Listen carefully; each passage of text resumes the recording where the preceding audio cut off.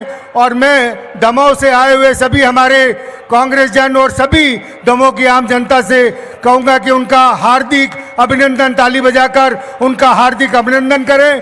और साथ में मैं नारे लगाऊंगा तो आप प्रियंका गांधी, प्रियंका गांधी, प्रियंका गांधी।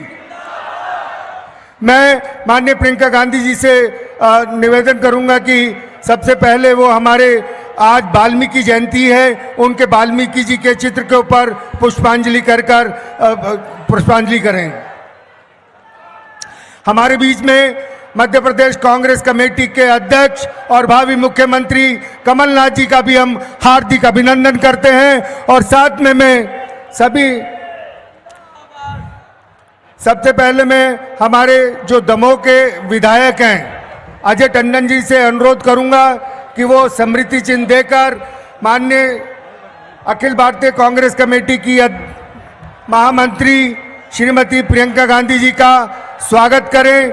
अजय टंडन जी, और अजय टंडन जी के बाद हमारी बहनों के द्वारा स्मृति चिन्ह देकर प्रियंका जी का स्वागत किया जाएगा। रंजीता पटेल जी, मंजू राय जी, सुषमा जी, पारुल टंडन जी, चमेली जी, निधि श्रीवास्तव जी, मनीषा दुबे जी।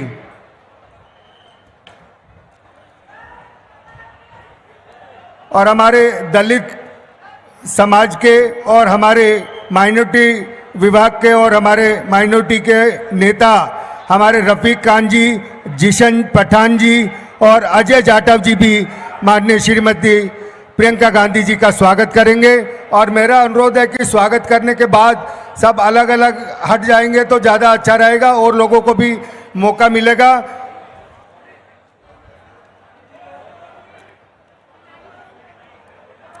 मेरा सभी से अनुरोध है कि कृपया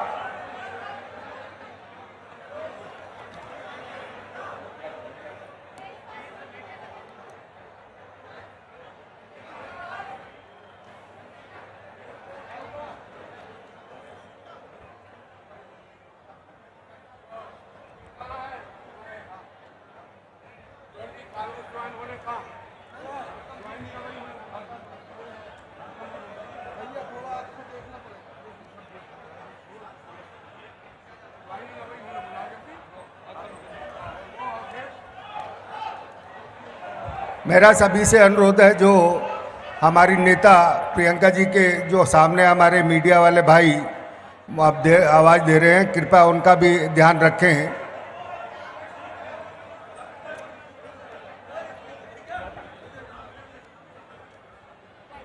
मेरा सभी साथियों से अनुरोध है कि जो मंच पे हैं मंच की व्यवस्था बना कर रखें। नेता माननीय श्रीमती प्रियंका जी के सम्मुख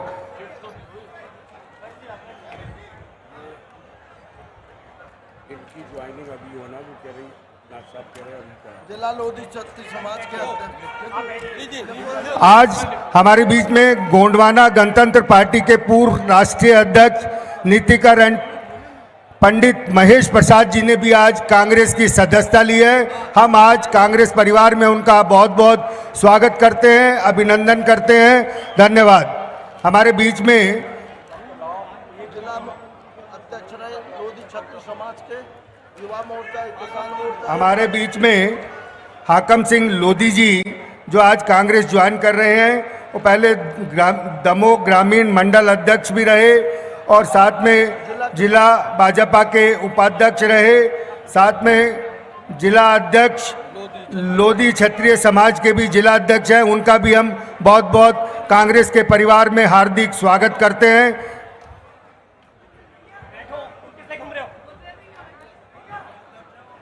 और मैं हमारे जो कांग्रेस के प्रत्याशी हैं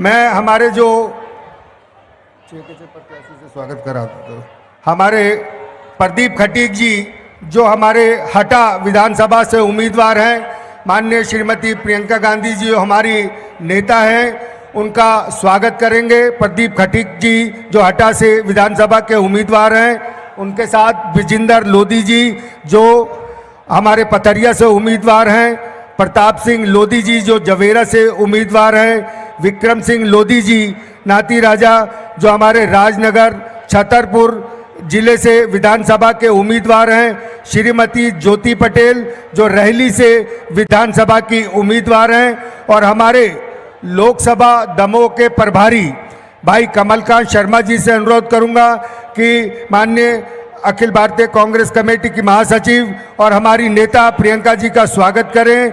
हमारे बीच में चंद्रिका प्रसाद द्विवेदी जी जो हमारे इस कार्यक्रम के आज के आयोजक हैं और प्रदेश कांग्रेस कमेटी में उपाध्यक्ष हैं, उनसे भी अनुरोध करूंगा कि स्वागत करें। और साथ में जिला के संगठन मंत्री प्रदीप पटेल जी से भी मैं अनुरोध करूंगा कि वो कांग्रेस के महामंत्री अखिल भारतीय कांग्रेस कमेटी की वाल्मीकि जी की मूर्ति का उदय सतीश जैन जिला प्रभारी जिला प्रभारी सतीश जैन जी भी कांग्रेस प्रेसिडेंट का स्वागत करेंगे। राकेश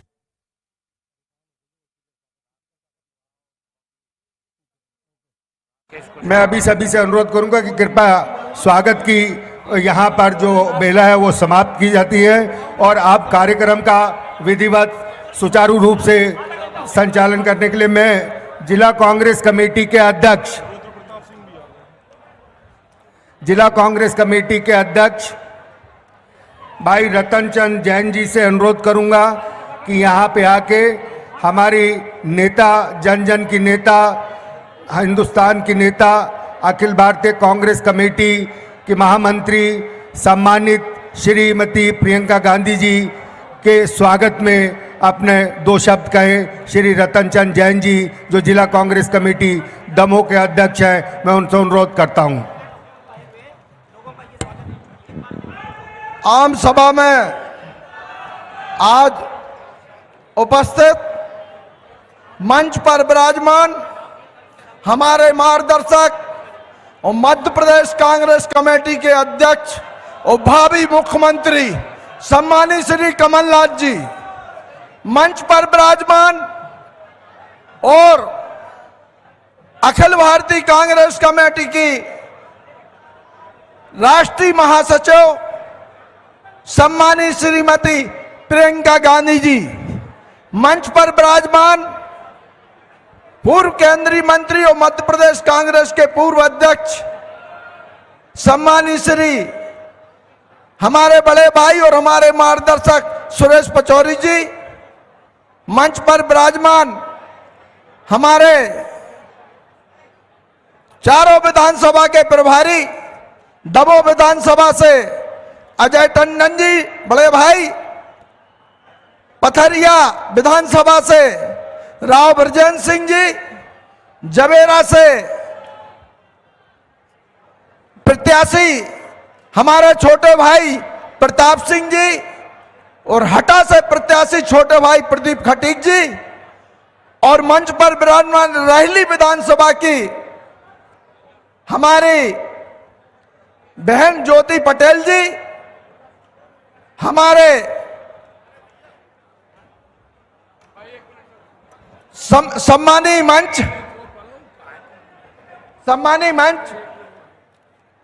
आत्मी बंधन, आत्मसम्मान और स्वाभिमान की गौरवमयी अलग जगाने वाली आस्था और विश्वास की प्रतिमूर्ति सम्मानी प्रियंका गांधी जी, मुंदली भूमि दमोह में आपका अपने बीच पाकर दमोह जिले का आप जन हर्षित और गर्वित है।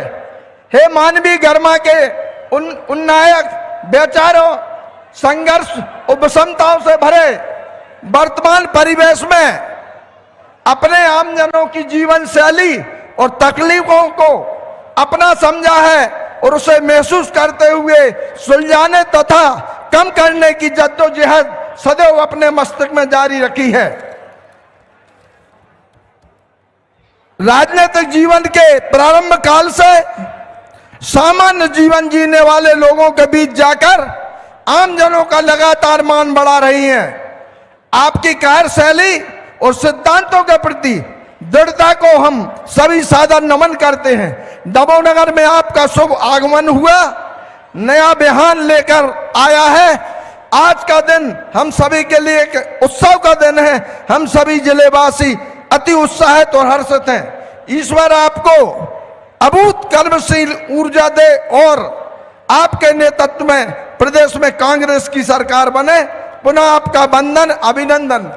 माननीय भाई साहब, आपके 15 माह के कार्यकाल को आपने देखा है और आज जनता, किसान परेशान है और किसान आपकी तरह पासा भरी निगाहों से देख रहा है कि हमारे माननीय कमलनाथ जी कब मुख्यमंत्री ले, शपथ ले और किसानों का कर्ज माफ हो और बेरोजगारी खत्म हो। सर्वाधिक बेरोजगार परेशान है और दमोह की जनता पूरे जिले की कांग्रेस के साथ है और कांग्रेस को आशीर्वाद है।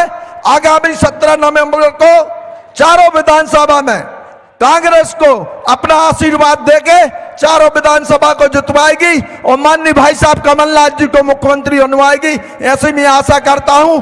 और अब मैं अपनी वाणी को विराम देता हूं और धन्यवाद। जय हिंद, जय कांग्रेस। धन्यवाद रतन चंद जैन जी। मैं दमोह से विधायक भाई अजय टंडन जी से अनुरोध करूंगा कि कृपया दमोह के आए हुए सभी हमारे साथियों को संबोधित करें।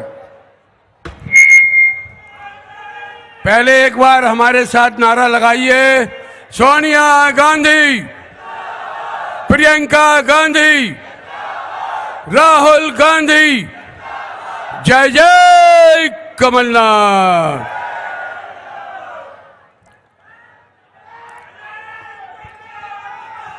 अब जय जयकार जब होगी जब मध्य प्रदेश के अंदर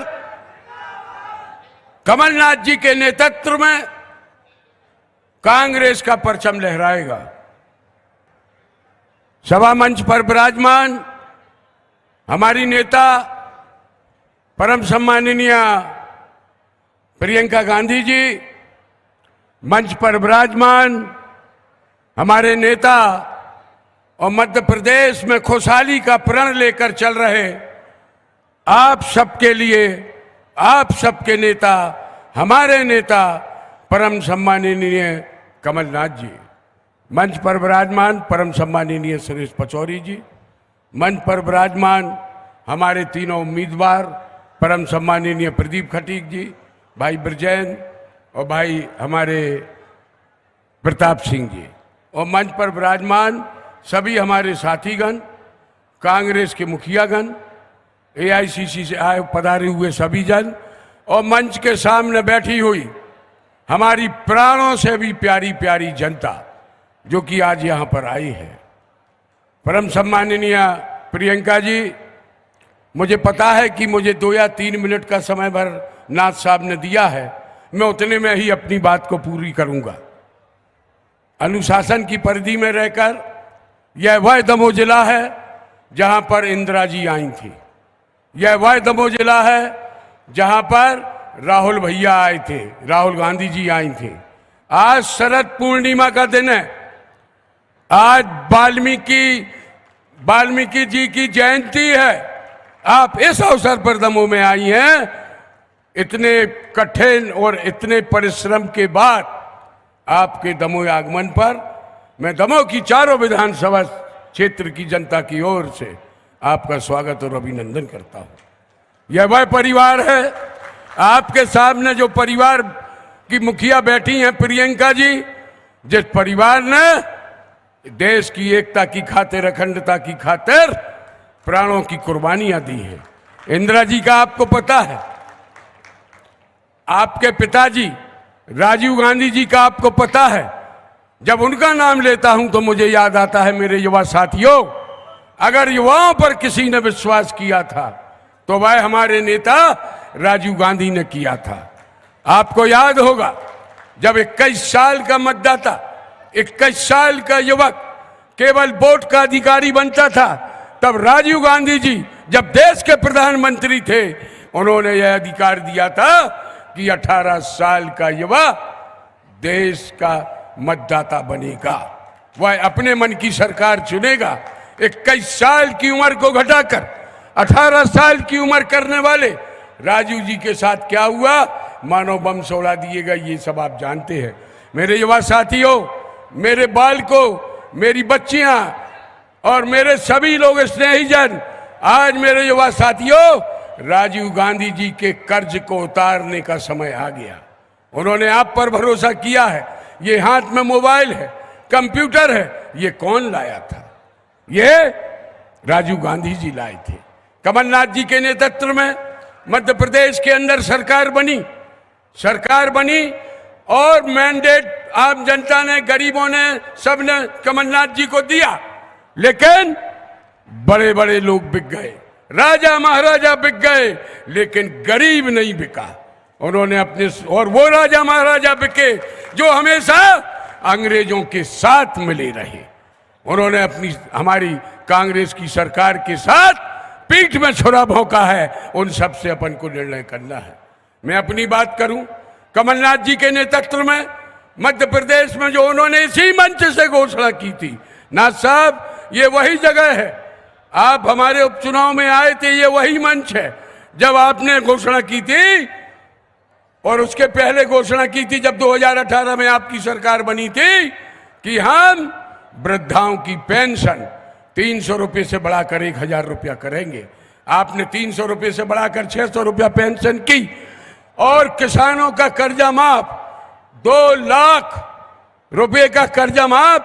मुझे अच्छी तरह याद है, इस जनता गवाही है, ये जनता भी वहां पर थी जिस दिन आपने मध्य प्रदेश में मुख्यमंत्री पद की शपथ ली थी। तो सबसे पहले नंबर अपने बंगले में बैठकर किसानों की कर्जा माफी पर आपने दस्तखत किए थे। उस समय राहुल गांधी जी भी आए थे आपको शपथ दिलाने के लिए। हमारे नेता कमलनाथ जी ने वादा किया था कि हम गरीब गुरुओं की लड़कियों के लिए 18,000 21,000 रुपये से बढ़ाकर 51,000 रुपया हम उनके करेंगे, और वह उन्होंने करके दिखाए। मैं ये कहना चाहता हूं कि नाथ साहब जो कहते हैं वही नाथ साहब करते हैं, और आप भरोसा रखिए, आप भरोसा रखिए हमारी गरीब जनता पर, आप भरोसा रखिए इन सब पर। आप बस केवल एक ही कृपा करना, जैसा छिंदवाड़ा बनाया है वैसे ही हमारा दमोह जिला बना दे। और कुछ नहीं चाहिए आपसे, और कुछ नहीं चाहिए आपसे। आप स्नेह बनाए रखें, सारी चीजें बनाए रखें। हम अपनी ओर से ये कह सकते हैं इस जनता के सामने, हम आपके कर्जदार हैं, हम आपके कर्जदार हैं, और हमें आपका कर्जा उतारना है। आप हमारे बब्बा और चाचा को चुनते आए, उन्हें सांसद बनाते आए, उन्हें नगर पालिका का अध्यक्ष बनाते आए, उन्हें आप विधायक बनाते आए, आप उन्हें जिला कांग्रेस कमेटी का अध्यक्ष बनाते आए। हमारा दमोह में कौन है?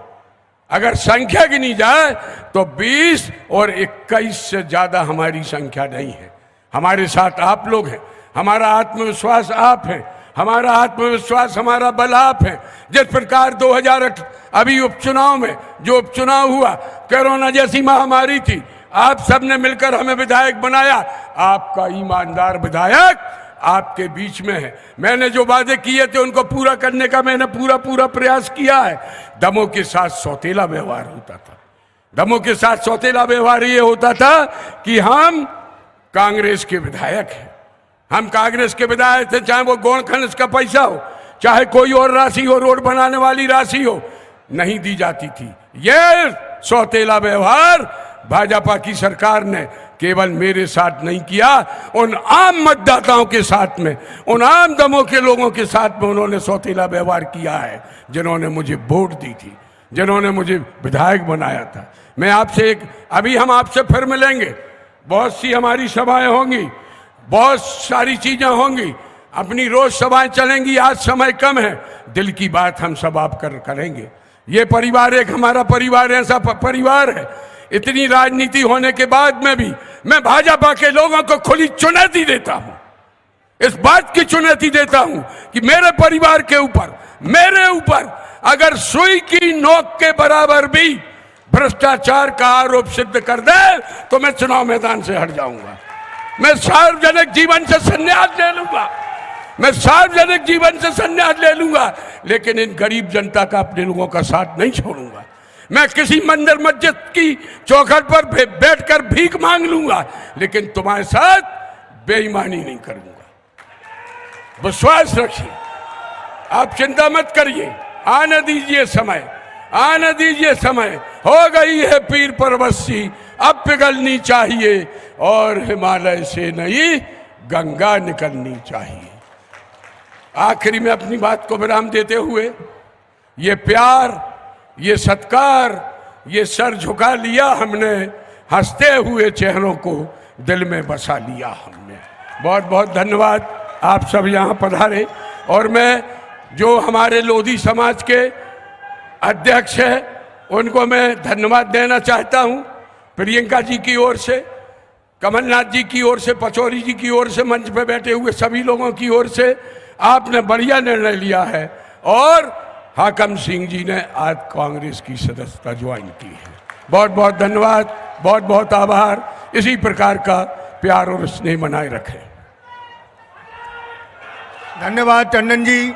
अब हमारे मध्य प्रदेश के भावी मुख्यमंत्री जो दिसंबर में मुख्यमंत्री की शपथ लेंगे, जिन्हें आप सब लोगों ने सरकार बनाने का 2018 के अंदर कांग्रेस की सरकार बनाई थी, किस प्रकार से 15 महीने के कार्य में 15 महीने में किस प्रकार से प्रदेश का चौमुखी विकास किया। मैं माननीय कमलनाथ जी से अनुरोध करूंगा कि दमोह की जनता को संबोधित करें।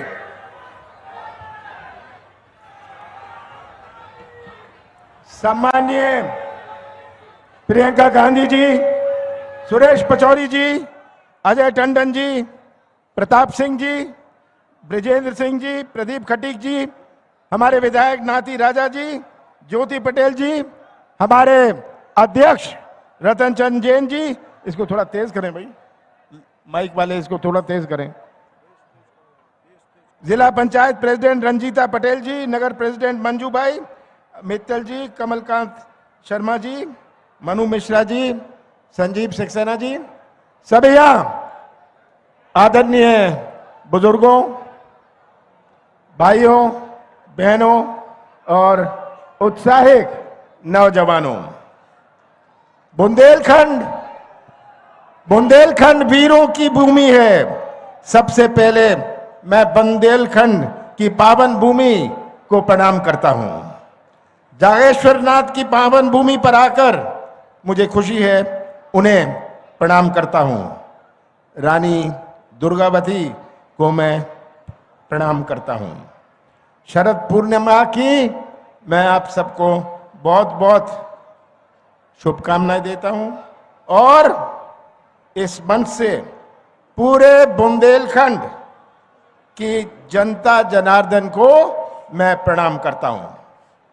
सबसे पहले मैं आपको धन्यवाद देना चाहता हूं कि उपचुनाव में आपने कांग्रेस का साथ दिया था करीब 1.5 साल पहले। आपको धन्यवाद देना चाहता हूं। उन परिस्थितियों में जहां पूरी कांग्रेस पार्टी मध्य प्रदेश की सरकार से लड़ रही थी, आपने कांग्रेस को विजयी बनाया। मैं आपको बहुत बहुत धन्यवाद देना चाहता हूं। केंद्र में जब कांग्रेस की सरकार थी, राहुल गांधी जी बुंदेलखंड आए थे। मैं केंद्र सरकार में मंत्रिमंडल में था। राहुल गांधी जी ने आदेश दिया कि बुंदेलखंड का पैकेज बनाया जाए। याद है आप सबको, बुंदेलखंड का 8,000 करोड़ रुपए का पैकेज राहुल गांधी जी ने कांग्रेस की सरकार के माध्यम से दिया। और ये बुंदेलखंड पैकेज का हुआ क्या? आप इतने लोग बैठे हैं, मैं तो आपसे पूछना चाहता हूं, ये बुंदेलखंड पैकेज का कोई बैठा है यहां जिसको लाभ हुआ? किसी को लाभ हुआ? किसी को लाभ नहीं हुआ। ये भ्रष्टाचार और घोटाला का केंद्र बन गया। भाजपा की आज उन्होंने पूरे प्रदेश को चौपट कर दिया है। चौपट प्रदेश बना दिया है भारतीय जनता पार्टी ने। चौपट कृषि व्यवस्था, चौपट रोजगार व्यवस्था, चौपट भर्ती व्यवस्था, स्वास्थ्य व्यवस्था, शिक्षा व्यवस्था, अर्थव्यवस्था, चौपट नदियां, चौपट कानून व्यवस्था, चौपट प्रदेश आज आप सबके सामने है। प्रियंका जी, मैं आपसे एक बात कहना चाहता हूं। आप जब मध्य प्रदेश आई हैं, ये मध्य प्रदेश नहीं है, ये भ्रष्टाचार प्रदेश है, ये घोटाला प्रदेश है। आप सब यहां बैठे हैं, मध्य प्रदेश का हर व्यक्ति या तो भ्रष्टाचार का शिकार है या इसका गवाह है। सही बात है ये? इतना भ्रष्टाचार, हर कदम पर भ्रष्टाचार। ये आज तस्वीर मध्य प्रदेश की आपके सामने है। मैं इन नौजवानों की ओर देखता हूं। आज का नौजवान जिसकी अपनी सोच है, आज का भटकता हुआ नौजवान, नौजवान जो व्यवसाय का मौका ढूंढता है, नौजवान जो रोजगार का मौका ढूंढ रहा है, नौजवान जो कृषि परिवार से जुड़ा है, वो तो अच्छे कपड़े तभी पहन पाएगा, अच्छी पढ़ाई तभी कर पाएगा जब कृषि परिवार में मजबूती होए। यही नौजवान हमारे प्रदेश का निर्माण करेंगे भविष्य में, हमारे दमों का निर्माण करेंगे भविष्य में। कैसा निर्माण होगा मध्य प्रदेश का? जब हमारे नौजवानों का भविष्य ही अंधेरे में रहे। ये आज सबसे बड़ी चुनौती हमारे सामने है कि हम नौजवानों का भविष्य कैसे सुरक्षित रखें।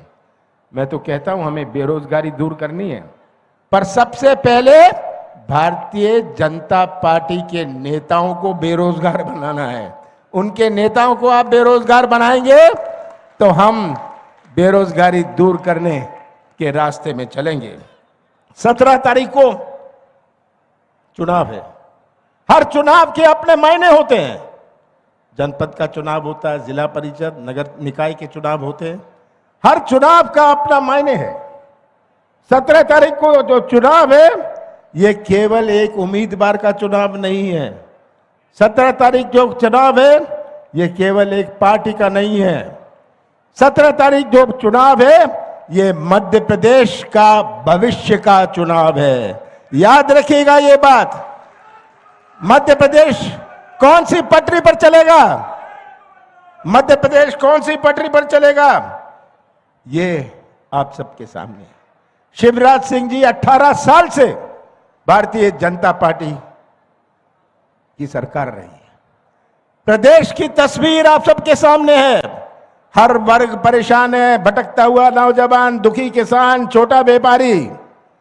शिवराज सिंह जी घोषणाएं करते रहते हैं। ये घोषणा मशीन तो आजकल डबल स्पीड पर चलती है। झूठ की मशीन डबल स्पीड पर चल रही है। 22,000 घोषणाएं करी हैं शिवराज सिंह जी ने, और ये हमारे नौजवानों की आवाज नहीं सुन सकते, इनके कान नहीं चलते। हमारे किसान का आंसू इनको दिखता नहीं है, इनकी आंख नहीं चलती। आंख नहीं चलती, कान नहीं चलता, पर मुंह बहुत चलता है। मुंह चलाने में और सरकार चलाने में बहुत अंतर है। याद रखिएगा कि कांग्रेस की सरकार 15 महीने आई थी, जिसमें से 2.5 महीने आचार संहिता और लोकसभा चुनाव में गया। हमने 11.5 महीने में अपनी नीति और नियत का परिचय दिया। कौन सी गलती करी मैंने कि हमने किसानों का पहली किश्त 27 लाख किसानों का पहली किश्त में कर्जा माफ किया। हमारे दमों में हमने 57,000 किसानों का कर्जा माफ किया। सही बात है ये सच्चाई आप सबके सामने। कौन सी गलती मैंने करी, कौन सा पाप मैंने किया कि 1000 गौशाले बनाए? हमने 11.5 महीने में 1,000 गौशाले बनाए। कौन सा गुना मैंने किया कि 100 यूनिट 100 रुपए हमने बिजली दी? हमने शादियों के लिए पैसा दिया, हमने पेंशन बढ़ाई। कौन सा गुना, कौन सी गलती करी मैंने? मैं तो मुख्यमंत्री था, मैं भी सौदा कर सकता था। विधायक मेरे पास आते थे कि हमें इतना पैसा मिल रहा है, मैं उन्हें कहता था ले लेना, मौज करना, मेरे से तुझे 1 रुपए नहीं मिलने वाला है। मैं सौदा करके कुर्सी पर नहीं बैठूंगा। मैंने सौदा नहीं किया और हमारी सरकार नहीं रही। आज मध्य प्रदेश की तस्वीर आप सबके सामने है। मैं तो आपसे यही निवेदन करना चाहता हूं, ये तस्वीर अपने सामने रख लीजिए। कमलनाथ का साथ मत देना, कांग्रेस का साथ मत देना, ये तस्वीर सामने रख लीजिए, सच्चाई का साथ देना। आप सच्चाई का साथ देंगे तो हमारा भविष्य सुरक्षित रहेगा। याद रखिएगा, जो आप 17 तारीख को बटन दबाएंगे, ये बटन किसी उम्मीदवार का केवल नहीं होगा, ये बटन हमारे भविष्य का होगा। हम कैसा मध्य प्रदेश बनाना चाहते हैं उसका बटन दबाएंगे आप। और यही आज हमारी सबसे बड़ी चुनौती है, आज यही हमारे सामने चैलेंज है। मैं तो अंत में यही कहना चाहूंगा, मुझे पूरा विश्वास है कि 17 तारीख को आप सब मिलके हमारे दमोह, हमारे बुंदेलखंड और हमारे प्रदेश की रक्षा करेंगे, हमारे संविधान की रक्षा करेंगे, हमारे संस्कृति की रक्षा करेंगे, जो हमारे जोड़ने की संस्कृति है, दिल जोड़ने की, संबंध जोड़ने की, रिश्ता जोड़ने की, और हमारे आगे आने वाली पीढ़ियों के लिए उनका भविष्य सुरक्षित रखेंगे। और जब विधानसभा में हमारे दमों का झंडा लहराएगा, ये आपका फैसला होगा। आप सबका बहुत बहुत धन्यवाद। मैं सभी दमोह की जनता से अनुरोध करूंगा कि माननीय श्रीमती प्रियंका गांधी जी को सुनने के लिए यहाँ पे आए हुए हैं, हार्दिक अभिनंदन करें उनका, सब तालियां बजाकर। मेरा सभी से अनुरोध है।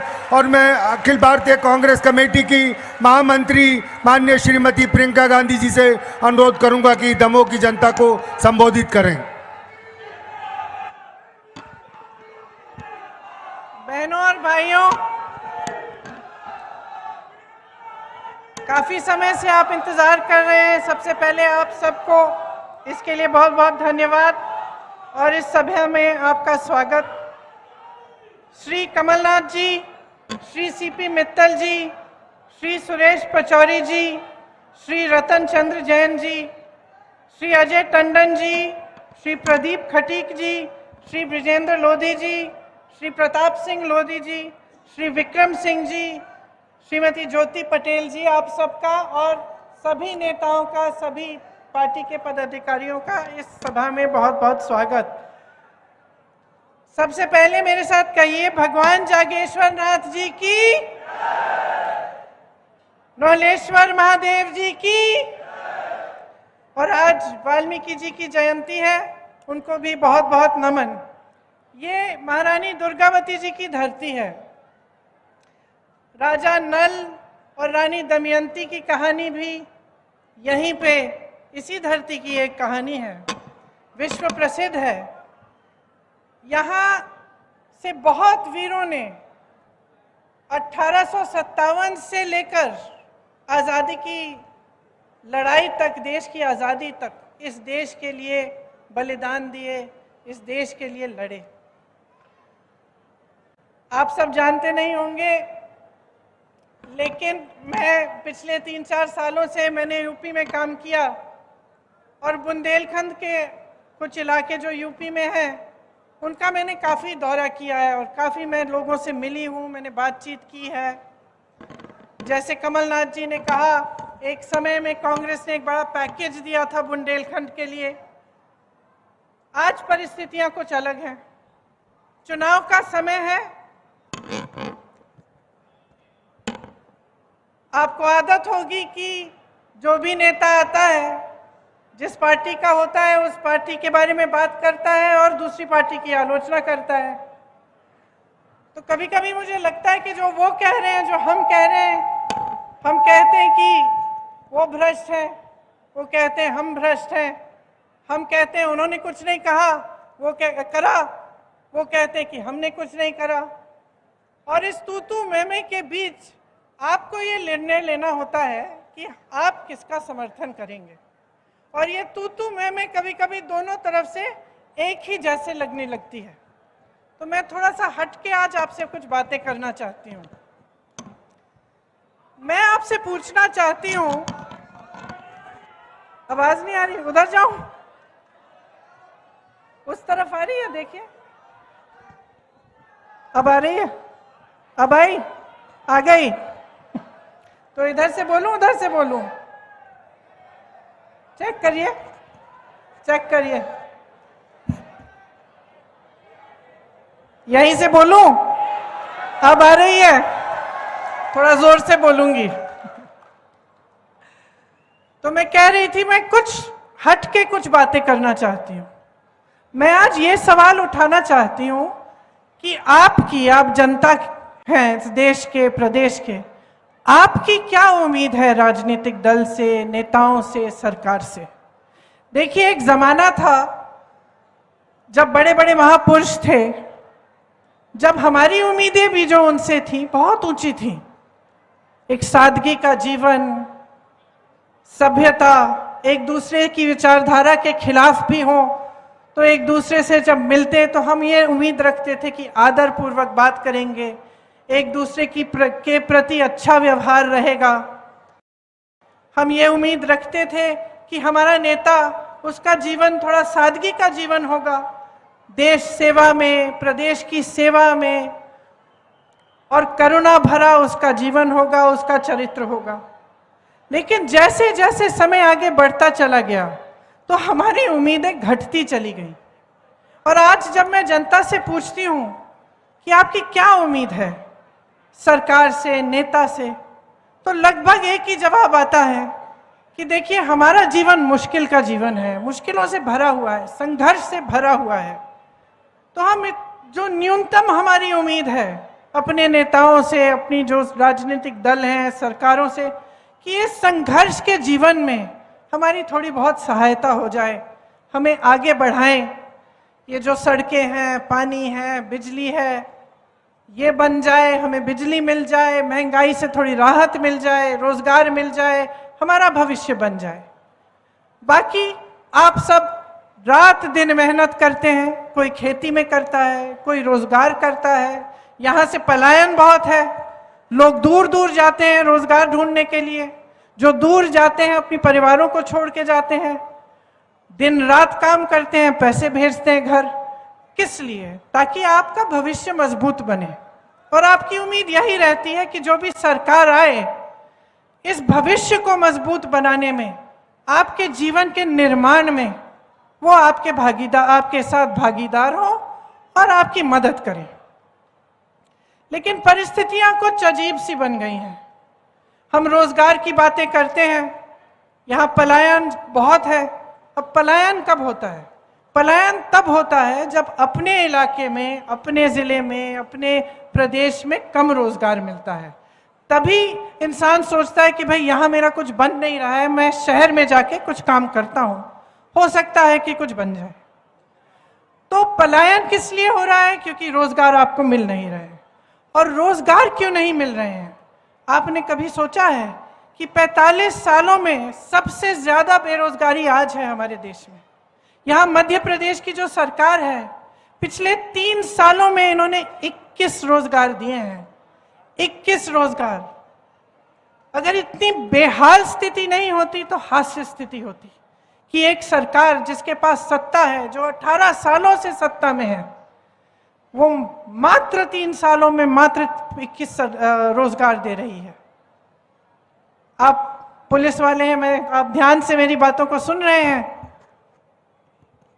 कितनी सरकारी नौकरियां खाली पड़ी हैं, कितने पद खाली हैं। यहाँ मध्य प्रदेश में जो स्वास्थ्य की व्यवस्था है उसमें देखिए, तमाम डॉक्टरों के पद खाली हैं। नौजवान हैं पढ़े लिखे, ऐसे नौजवान हैं जिन्होंने काम किया है, जिनके माता पिताओं ने बचत करके उनको मुश्किल से पढ़ाया लिखाया है, डिग्रियां हैं, भर्ती की भर्ती की जो टेस्ट है वो भी किए हैं। लेकिन भर्ती नहीं होती।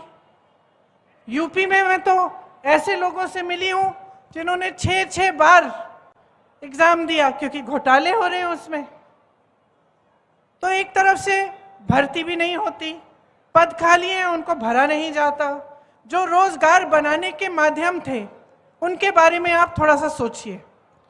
रोजगार बनते कहाँ से थे? एक तो बड़ी बड़ी जो सरकारी पीएसयू होते थे, बीएचएएल, एचएएल, इस तरह के जो पीएसयू थे, इनसे बहुत रोजगार बनते थे और सब चाहते भी थे कि सरकारी किसी बड़ी संस्थानों में ही हमारी नौकरी हो जाए तो हमें सुरक्षित पूरा जीवन हम सुरक्षित रहेंगे, पेंशन भी अच्छा मिलेगा। आज स्थिति क्या है? जितने पीएसयू थे, जितनी बड़ी बड़ी जो देश की संपत्ति थी, वो अपने बड़े बड़े उद्योगपति मित्रों को सौंप दिए हैं कौड़ियों के दाम पे। तो रोजगार कैसे बनेंगे उनमें से? नहीं बन सकते। अब छोटी दुकानें, छोटे उद्योग, जैसे मैंने यहाँ रास्ते में बहुत सारी देखी और मैं देख रही थी कि छोटी छोटी दुकानें हैं। आपने इन दुकानदारों के, इन छोटे उद्योगपतियों की कमर तोड़ रखी है। पहले आप नोटबंदी लाए, नोटबंदी से इनका नुकसान हुआ। उसके बाद कोरोना आया, कोरोना में शायद इसी हमारे ही देश में किसी को राहत नहीं मिली होगी। बाकी देशों में दुकानदारों को, छोटे बिजनेसों को खास राहत मिली थी कोरोना के समय, यहाँ नहीं दी गई। ठीक है, उसके बाद क्या किया इन्होंने? जीएसटी लाए। जीएसटी से और भी मुश्किलें बढ़ गई। तो जो छोटे उद्योग थे वो लगभग बंद होने के कगार पे आ गए और जो बड़े बड़े उद्योगपति हैं उनके हजारों करोड़ लोन माफ हो रहे हैं। उनके उद्योग बड़े होते चले जा रहे हैं, उनको देश की संपत्ति सौंपी जा रही है, तो वहां से भी रोजगार नहीं आने वाले। तीसरी जगह जहां से रोजगार आते थे, खेती। खेती किसानी से और ग्रामीण रोजगार से मनरेगा को इन्होंने कमजोर बनाया, किसानों की कमर तोड़ी। हर जगह हर तरफ से महंगाई, पेट्रोल, डीजल, खाद, कुछ भी हो, किसानों को कोई राहत नहीं मिली, बल्कि इस तरह के कानून ला रहे थे जिससे आपके जो हक हैं वो और भी कम हुए। आप ही के संघर्ष थे, किसानों का जो बड़ा संघर्ष था उसकी भी कोई सुनवाई नहीं रही। तो रोजगार के जो माध्यम थे वो लगभग बंद हो गए। इसके साथ साथ महंगाई बढ़ती चली जा रही है। आपके जीवन में संघर्ष है, किस लिए है? अपने बच्चों का भविष्य बनाते हैं आप, बचत करने की कोशिश करते हैं। आज हर चीज पे जीएसटी, बच्चों की किताबें खरीदने जाएंगे, जीएसटी महंगी हो गई। यूनिफॉर्म खरीदना है, महंगा हो गया। इलाज कराना है किसी का, महंगा है। 10 बार सोचना पड़ता है कि अस्पताल ले जाएं, अस्पताल में पता नहीं डॉक्टर मिलेगा कि नहीं। अगर घर में कुछ नुकसान हुआ है, कुछ टूट गया है, उसकी मरम्मत करवाने के लिए सीमेंट पे जीएसटी, रोड़ी पे जीएसटी, बालू भी महंगी। तो आप आगे बढ़ कैसे पाएंगे? एक तरफ बेरोजगारी, दूसरी तरफ महंगाई। मैंने आपकी बात की, आप सुन रहे हैं। सरकारी जितने भी अधिकारी हैं, जिसकी भी सरकारी नौकरी है, एक ही मांग है आपकी आज, एक ही मांग है कि हमारी पुरानी पेंशन दे दो, है कि नहीं? और क्यों है ये मांग? क्योंकि जो नौकरी आपने वफादारी से 20 सालों के लिए की, एक तरह से वो भी तो देश सेवा है। आपने देश के लिए सेवा की, आपने नौकरी की, तो क्या ये आपका हक नहीं बनता कि आप बाद में सुरक्षित रहें? तो यही आपकी मांग है कि हमें पुरानी पेंशन स्कीम दिलवा दीजिए। और जवाब क्या मिलता है? ऐसे नेता हैं, ऐसी सरकार है जिससे आपको जवाब मिलता है कि इसके लिए पैसे नहीं हैं। अगर पैसे नहीं हैं तो जो बड़े बड़े उद्योगपति हैं, अडानी जी जैसे, उनके कर्ज माफ करने के लिए पैसे कहां से आते हैं? हजारों करोड़ रुपए आपने उनके माफ किए, देश की संपत्ति आपने उनको सौंप दी। आप खुद 8,000 करोड़ के एक हवाई जहाज में घूम रहे हैं। अच्छा खासा संसद भवन था, उसके सुंदरीकरण में आप 20,000 करोड़ डालने के लिए तैयार हैं। एक बड़ा हॉल बनाया आपने दिल्ली में, 27,000 करोड़ उसमें आप खर्च रहे हैं। और फिर आप कहते हैं कि आपके पास पेंशन के लिए पैसे नहीं है। आप कहते हैं कि किसानों के पास उनके कर्ज माफ करने के लिए पैसे नहीं है। तो जनता का विश्वास कैसे होगा आप में? बड़े बड़े इवेंट होते हैं, मीडिया रोज रोज आपको बताती है कि कितना काम हो रहा है, क्या नहीं हो रहा है देश में, लेकिन क्या आप अपने जीवन में इस काम को देख रहे हैं? आपका जीवन कैसा है? मैं आपसे पूछना चाहती हूं, इतने सालों से भाजपा की सरकार आपके प्रदेश में है, क्या आपके जीवन में तरक्की हुई है? बताइए, तरक्की हुई है? आपको रोजगार मिले हैं? महंगाई घटी है? तो आपके लिए क्या कर रही है सरकार? आपने तो पहले ही अपनी उम्मीद गिरा दी। आप तो कह रहे हैं कि भैया हमें न्यूनतम उम्मीद है कि हमारे संघर्ष में मदद कर लो। इतना भी नहीं हो रहा है आज आपके लिए, इतना भी नहीं हो रहा है। जो देश और प्रदेश में सरकार चल रही है वो बड़े बड़े उद्योगपतियों के लिए चल रही है, उसमें मिडिल क्लास, गरीबों के लिए, किसानों के लिए कुछ नहीं है। और जब हम ये चीजें उठाते हैं, जैसे जब हम आरक्षण की बात करते हैं, अब ओबीसी, एससी, एसटी के आरक्षण की बात हम करते हैं, या हम कहते हैं कि चलो जातिगत जनगणना कर लो, इसका मतलब क्या है? जातिगत जनगणना का मतलब है कि गिनती कर लो। हम जानना चाहते हैं कि देश में ओबीसी वर्ग के कितने लोग हैं, देश में एससी वर्ग के कितने लोग हैं, एसटी के कितने लोग हैं। क्योंकि अगर सरकार जानेगी नहीं तो सही तरह से न्याय कैसे दे पाएगी? जब हम आरक्षण की बात करते हैं, जब हम रोजगार देने की बात करते हैं, चलिए ये भी छोड़िए, जब हम ये बात करते हैं कि हमें ओबीसी वर्ग के लिए कोई ऐसी योजना बनानी है जिससे आप मजबूत बनेंगे, जैसे आप ये सारे काम करते हैं, इनको मजबूत करने के लिए, आपको थोड़ी सी सहायता देने के लिए हम योजना बनाना चाहते हैं। तो अगर हमें यही नहीं मालूम कि कितने लोग हैं किस वर्ग के, तो हम ये योजनाएं कैसे बनाएंगे? तो हम कह रहे हैं कि जातिगत जनगणना करो। बिहार में की गई है, एक गिनती की गई है, उसके तहत 84% जनता, आधे से बहुत ज्यादा एससी, एसटी और ओबीसी निकली। अब आप अगर देश में देखें तो जहां जहां ऊंचे पद हैं, बड़े बड़े उद्योगपतियों को देखिए, मीडिया के जो बड़े बड़े चैनलों के जो सबसे ऊपर सबसे हेड है उनको देखिए, आप सचिवों को देखिए सरकार के, आप यूनिवर्सिटीज के वाइस चांसलर्स को देखिए, तो आपको पता चलेगा कि ये प्रतिनिधित्व आज नहीं है। 84% अगर ये ओबीसी, एससी, एसटी वर्ग के लोग हैं, लेकिन 90% से ज्यादा आपको मिलेंगे कि इन वर्गों से नहीं है, जो इन बड़े बड़े पदों में हैं। तो न्याय की बात है, न्याय की बात है कि अगर 84% इस वर्ग के हैं तो कम से कम उनको भागीदारी मिलनी चाहिए, उनका प्रतिनिधित्व न्यायपूर्वक होना चाहिए। लेकिन आप तो गिनती करने के लिए तैयार नहीं है। लेकिन हम कहते हैं जातिगत जनगणना करो, ये लोग मौन हो जाते हैं, चुप हो जाते हैं।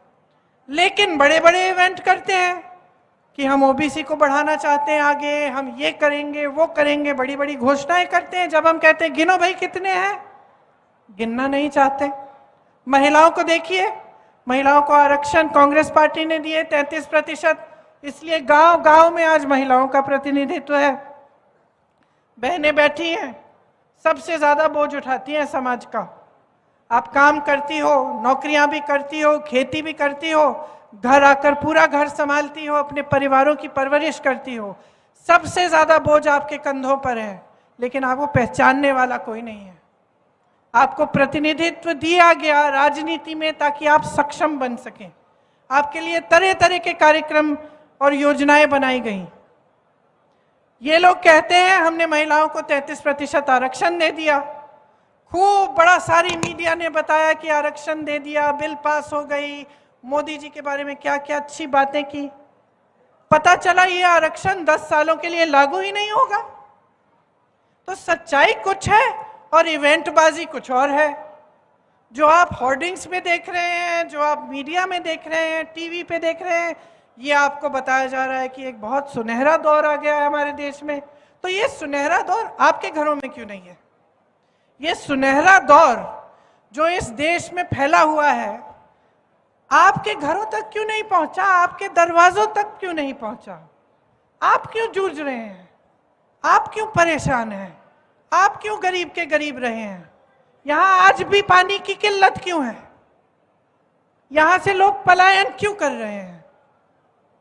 जो आपकी मांगे हैं कि महंगाई से राहत मिले, हमारे बच्चों को रोजगार मिले, शिक्षा के लिए अच्छी सुविधाएं बने, स्वास्थ्य की सुविधाएं बने, ये पूरी क्यों नहीं हो रही हैं? और क्या बहाना है कि 18 सालों से सरकार में रहे हैं और आज तक ये सब काम नहीं कर पाए? तो देखिए, असलियत आपके सामने है, सच्चाई आप जानते हैं। महंगाई है, बेरोजगारी है, मुश्किलों से भरा जीवन है। फिर भी नेता आते हैं, आपके सामने क्या बातें करते हैं? एक तो चुनाव के पहले सारी घोषणाएं। अब वो घोषणाएं पूरी हुई हैं कि नहीं हुई हैं? जो पिछले चुनाव में घोषणाएं की थी वो पूरी की हैं इन्होंने कि नहीं? बताइए। उन्होंने क्या कहा था?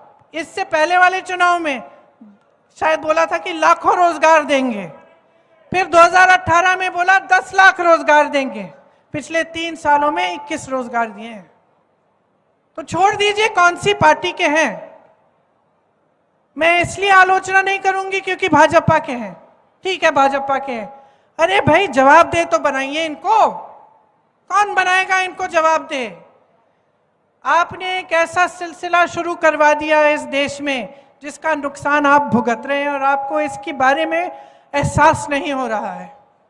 सिलसिला क्या है कि जो नेता है वो समझ गया है कि चुनाव के समय खोखली घोषणाएं कर लो, धर्म की बात कर लो। राजनीति में धर्म चलाएंगे तो चलाएंगे चुनाव के समय, जाति की बात कर लो और नैया पार हो जाएगी। काम करने की कोई जरूरत नहीं है।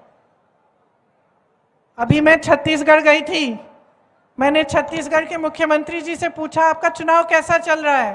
कहते मेरा तो ठीक है, मैं जीतने वाला हूं। मैंने कहा आप बड़े कॉन्फिडेंस से कह रहे हैं? कहते हैं हाँ, कॉन्फिडेंस से कह रहा हूं। काम किया है मैंने जनता की संपत्ति जनता के जेब में डाली है। मैंने ग्रामीण रोजगार बनाए हैं।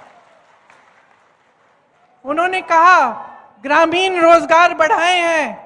छत्तीसगढ़ में खेती के में रोजगार बढ़ रहे हैं, लोग किसानी में वापस आ रहे हैं। विश्व प्रसिद्ध बना दिए उन्होंने। जो इलाके पिछड़े थे, बड़े बड़े कारखाने वहां खुलवा दिए हैं। रोजगार में सबसे पहले, कर्ज माफी में सबसे पहले, क्योंकि कांग्रेस की सरकार ऐसी सरकार बनी जिसके हित में आप थे, जनता थी और आज भी है। तो ये एक राजनीति है जिसमें मुख्यमंत्री दावे से कह सकता है मैं चुनाव जीतूंगा क्योंकि मैंने काम किया है, जनता के पैसे वापस जनता को दिए हैं।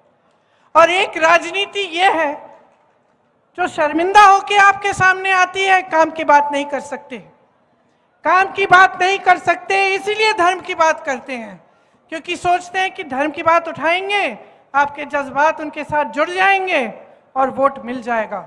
ये सिलसिला बंद करो, इससे आपका नुकसान हो रहा है, किसी बड़े नेता का नुकसान नहीं होता, किसी रईस उद्योगपति का नुकसान नहीं होता। उनके तो बच्चे बाहर पढ़ते हैं सारे, उनको तो शिक्षा संस्थानों की जरूरत ही नहीं है, यहां सरकार बना ही नहीं रही है, उनको तो कभी भी रोजगार मिल जाएंगे। नुकसान आपका हो रहा है क्योंकि आप जवाबदेह नहीं बना रहे हो नेता को। मैंने एक भाषण में यही शायद मध्य प्रदेश में किस्सा बताया कि मैं पिताजी के साथ अमेठी गई थी जब वो प्रधानमंत्री थे, और ऐसी डांट खाई उन्होंने गांव में कि हमने आपसे कहा था ये सड़क बनाओ, आज तक अभी तक बनी नहीं है। बनवा के दिखाओ, फिर आओ वापस राजू भैया। प्यार करते थे बहुत उनसे, लेकिन जवाबदेही थी उनकी।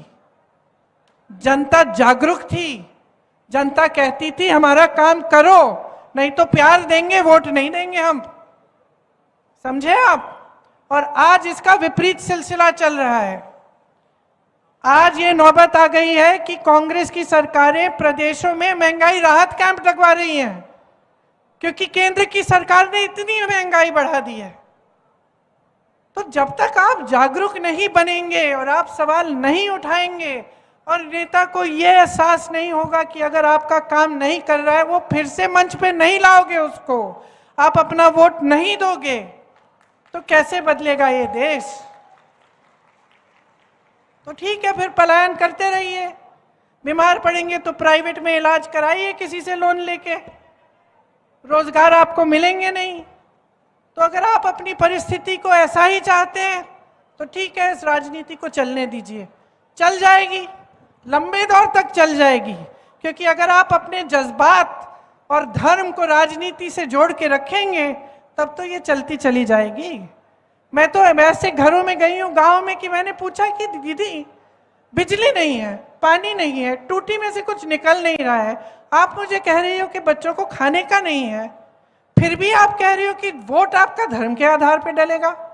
लेकिन ये विधायक जिसको आप वोट दे रहे हो, जो हर बार आके आपके सामने धर्म की बात करता है, इसने तो आपकी सड़क की मरम्मत भी नहीं की है, कुछ नहीं किया आपके लिए। तो कहती है कि हाँ सही कह रही हो दीदी, अब मैं सोचूंगी। तो मैं यही कहने आई हूं कि अब सोच लीजिए। 18 साल हो गए हैं, 5 साल सामने हैं, 5 सालों में बच्चे बड़े होने वाले हैं, स्कूल जाना है, यूनिवर्सिटी जाना है, जाना पड़ेगा, रोजगार चाहिए, भविष्य बनाना है। तो ये 5 साल बहुत ही महत्वपूर्ण है, हल्के में मत लीजिए। ये मत सोचिए कि चलिए एक और चुनाव है वहीं डाले देते हैं जहां पिछले 18 सालों से डाल रहे हैं हम। गलत बात है। ये आपके भविष्य को बनाने वाला चुनाव है। आपके सामने कांग्रेस के जितने भी नेता हैं, उन्होंने सारे जितनी भी गारंटीज हैं आपको बताई हैं। अब मैं कहती हूं, मैं भी पढ़ के सुना दूंगी कौन सी हैं, लेकिन मैं कहना चाहती हूं कि आप ये देखिए ना कि कांग्रेस के प्रदेशों में ये क्या जो गारंटी है ये लागू है कि नहीं। कर्नाटका में ओपीएस लागू है, राजस्थान में लागू है, छत्तीसगढ़ में लागू है, हिमाचल प्रदेश में लागू है, मिल रहा है पुराना पेंशन। ये घबराहट नहीं हो रही है कि मेरे पैसे किस चीज में डाल दिए कि अगर कुछ गड़बड़ हो जाए तो मेरी सारी मेहनत, सालों की मेहनत गवा देंगे। ये घबराहट नहीं है। इन प्रदेशों में महिलाओं को पैसे मिल रहे हैं, चुनाव के पहले नहीं कि चुनाव 18 साल से सरकार चल रही है, चुनाव के 2 महीने पहले कह दिया लाडली स्कीम बना दी, तो फिर 18 सालों के लिए क्यों नहीं दिए ये पैसे? ये लाडली स्कीम आज क्यों लाए हो? और क्या समझ रखा है, क्या समझ रखा है महिलाओं को कि अकल नहीं है हमारी? क्या समझ रखा है कि हमें आप कुछ नहीं दोगे, हमें आप सुरक्षित नहीं दोगे? यहाँ हर रोज 17 बलात्कार हो रहे हैं, हमें सुरक्षित नहीं रख पा रहे हो, हमें पढ़ाओगे लिखाओगे नहीं, हमें रोजगार नहीं दोगे, और चुनाव के 2 महीने पहले कह दोगे लो लाडली स्कीम ले लो, 1500 रुपए पकड़ो, वोट दो। क्या समझते हैं कि महिलाएं सोचेंगी नहीं, कि महिलाएं जागरूक नहीं है? मैं बताना चाहती हूं इनको, सबसे जागरूक महिला होती है, सबसे जागरूक, क्योंकि महिला को मालूम है कि कितना संघर्ष है जीवन में। महिला अपने बच्चे के लिए कुछ भी कर लेगी, चाहे किसी भी घर की महिला हो, अपने बच्चों के लिए कुछ भी करेगी, मेहनत करेगी, कमर तोड़ मेहनत करेगी, जी तोड़ मेहनत करके धूप में पूरे दिन खेती करेगी। इसीलिए वो जागरूक है, इसीलिए वो समझती है कि ये फुसलाने वाली स्कीम है, और वो देखेगी कि क्या कांग्रेस की सरकारों में ऐसी स्कीमें हैं महिलाओं के लिए, किसने आरक्षण वास्तव में दिया है, किसकी वजह से आज गांव में महिलाएं चुनाव लड़ पा रही हैं, पंचायतों में। तो महिला जागरूक होती है, और मैं कह रही हूं बहनों और भी जागरूक बनो।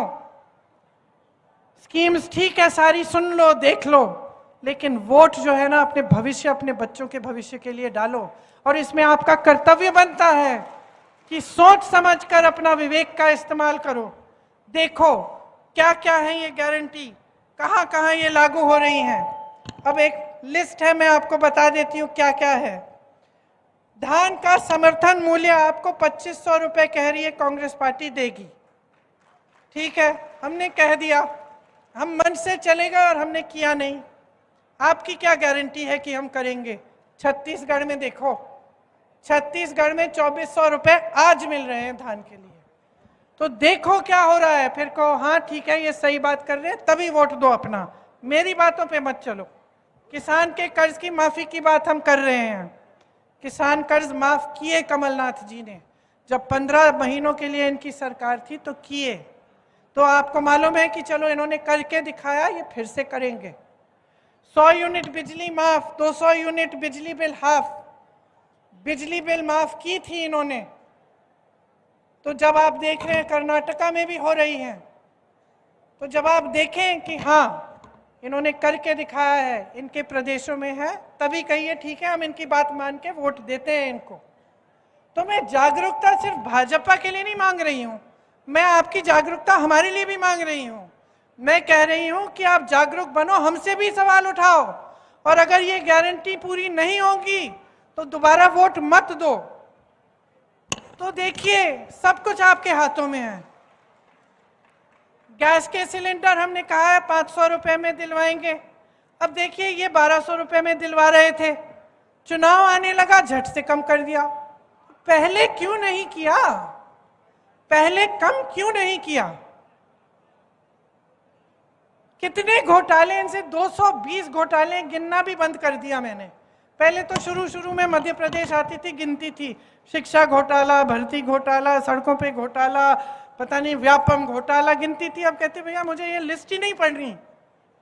जनता बेचारी भुगत रही है, इतना भ्रष्टाचार है, रिश्वतखोरी से आप परेशान हो, नौकरी लेने जाना है, इलाज कराने जाना है, जहां भी जाना है रिश्वतखोरी। तो अब मैं सिर्फ ये कहना चाहती हूं कि आप अपना भविष्य अपने हाथों में लो। आजादी की जो लड़ाई थी, इतने महापुरुष शहीद हुए, आपके लिए लड़े, किस लिए? ताकि आपकी शक्ति आपके हाथों में मिले। वरना अंग्रेजी शासन और अब के शासन में क्या फर्क होता? फर्क तो ये है ना कि ये लोकतंत्र है। फर्क तो ये है कि आप शिकायत कर सकते हैं, आप नाराज होते हैं तो आप सरकार बदल सकते हैं। फर्क तो ये है कि आप अपने हाथों में अपनी शक्ति और अपनी जिम्मेदारी ले सकते हैं। यही तो संविधान ने दिया है आपको, और यही तो सबसे बड़ी चीज है।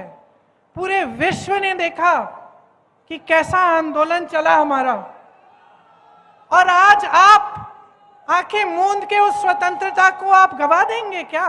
उस शक्ति को गवा देंगे, उस जिम्मेदारी को गवा देंगे जो आपको दी है संविधान ने। मैं तो कहती हूं कि ऐसी सरकारों को गवा दो, ऐसी सरकारों को हटा दो।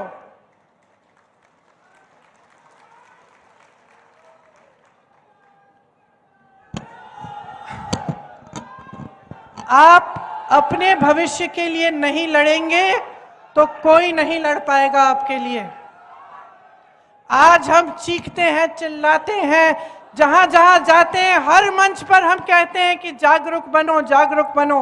हम लड़ रहे हैं आपके लिए, हम लड़ रहे हैं संविधान के लिए, हम लड़ रहे हैं भ्रष्टाचार के खिलाफ, हम लड़ रहे हैं। रोज कह रहे हैं कि इन बड़े बड़े उद्योगपतियों को सारी संपत्ति सौंप रहे हो, जनता को उसके पैसे वापस करो, जनता को, देश को अपनी संपत्ति वापस करो।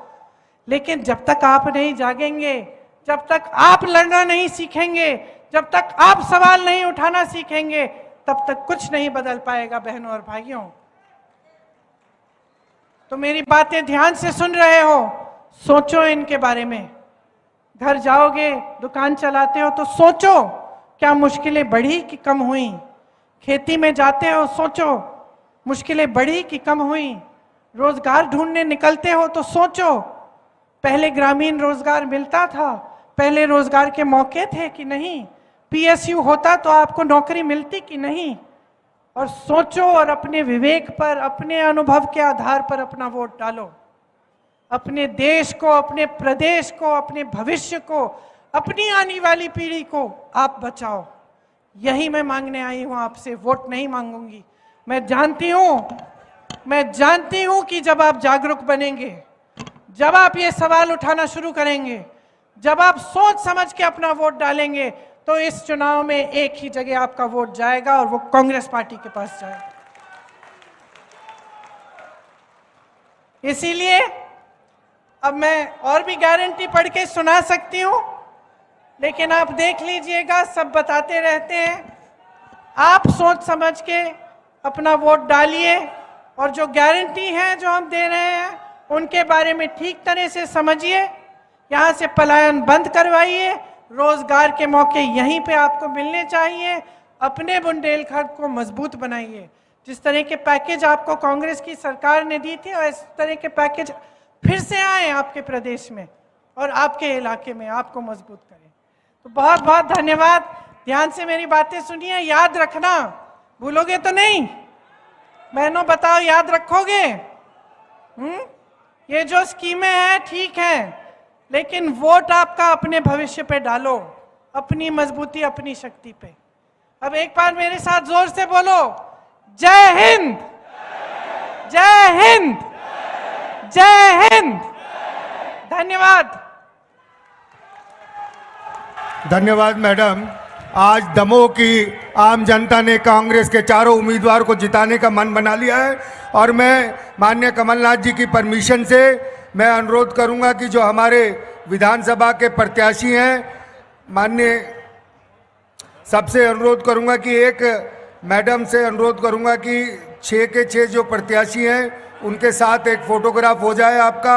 और हमारे साथ में परवीन धौलपुर जी जो प्रवेश प्रवक्ता हैं वाल्मीकि समाज की ओर से, आज महर्षि वाल्मीकि की जयंती पे माननीय श्रीमती प्रियंका गांधी जी को और कमलनाथ जी को आप उनका चित्र भेंट करेंगे। और के वर्मा जी जो वकील हैं, वो आज के कार्यक्रम में आए हुए सभी सम्मानित कांग्रेस जनों का, जनता, दमोह की जनता का, जो कांग्रेस के समर्थन के लिए इस बारी विधानसभा में चारों के चारों प्रत्याशी कांग्रेस के जिताने के लिए आतुर हैं, उनसे निवेदन करूंगा कि यहाँ पे आके सभी का हार्दिक अभिनंदन करें।